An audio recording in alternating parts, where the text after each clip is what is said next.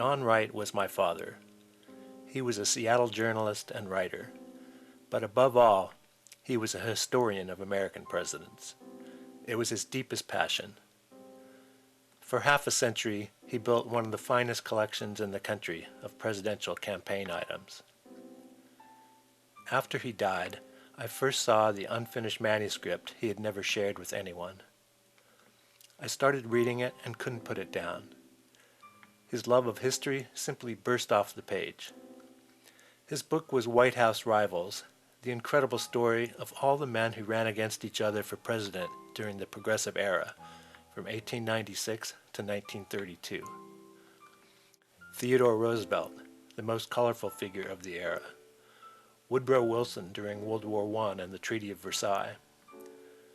The losing candidates, the third-party radicals, all fighting for the America they hoped to see. Herbert Hoover and the Great Depression, and the coming of Roosevelt and the New Deal, which finally enacted so many of the progressive reforms. I pledge myself to a new deal for the American people. Reading his manuscript, I realized I simply couldn't leave it in my closet forever. So I began the long process of editing to bring White House Rivals to print. Along the way, I wove in some of the progressive movements that I felt should be included. The battle for women's suffrage, especially Alice Paul's dramatic confrontations at the White House, and the roles of black Americans seeking justice from both the Democratic and Republican parties in a deeply racist period of our history.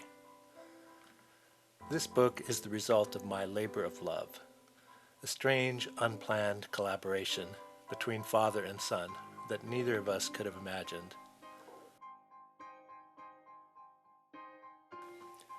John Milton Cooper Jr., the greatest living historian of Woodrow Wilson, calls White House Rivals true presidential history.